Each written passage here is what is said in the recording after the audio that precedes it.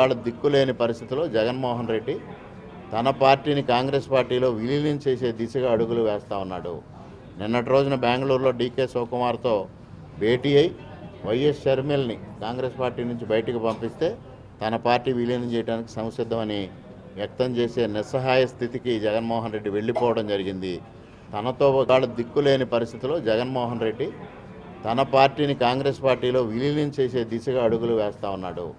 నిన్నటి రోజున బెంగళూరులో డీకే శివకుమార్తో భేటీ అయి వైఎస్ షర్మిల్ని కాంగ్రెస్ పార్టీ నుంచి బయటకు పంపిస్తే తన పార్టీ విలీనం చేయడానికి సంసిద్ధమని వ్యక్తం చేసే నిస్సహాయ స్థితికి జగన్మోహన్ రెడ్డి వెళ్ళిపోవడం జరిగింది.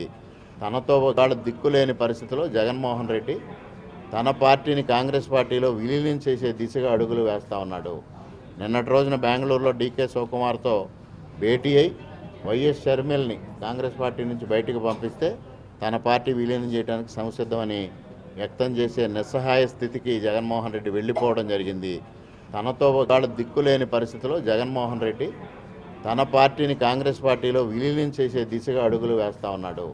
నిన్నటి రోజున బెంగళూరులో డీకే శివకుమార్తో భేటీ అయి వైఎస్ షర్మిల్ని కాంగ్రెస్ పార్టీ నుంచి బయటకు పంపిస్తే తన పార్టీ విలీనం చేయడానికి సంసిద్ధమని వ్యక్తం చేసే నిస్సహాయ స్థితికి